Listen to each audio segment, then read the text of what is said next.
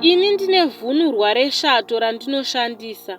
Kune vangada kuziva kuti sei vhunurwa iri risingaomi zvekutodambuka, aiwa ndinorinyika muspecial oils kana kutorirarisamo kuti rigare riri fresh and soft. Saka pandinohosta kukecha ndinoriisa pasi peshiti kuitira kuti risaonekwa, and zvarakanakira harinzwiki kana kuti shwaka because of maoils aya.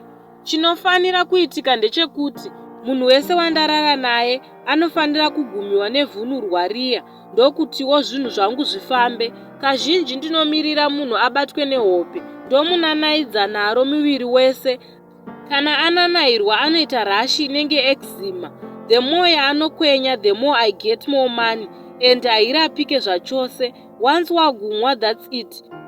Kutofa uchigwabvura hako, nokuti inofamba muskini ichingotenderera.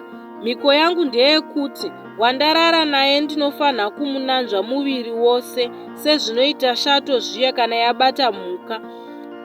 Iwe unenge uchifunga kuti iforeplay, izvo ndiri kusimbisa mhiko dzangu hangu. And kana ndoita, I go all the way, handisemi, ndinotoita sendagarwa neshavi chairo. Mate aye plus vhunurwa riya equals to double munyama pamwana wevanhu. Hapana kana chaunozoita chinobudirira as long wapfuura nepandiri. Mari yako hauioni chayashanda, and unogona kuitira laki rekubata mhene dzemari, asi ukaipiwa inopupuruka nemhepo.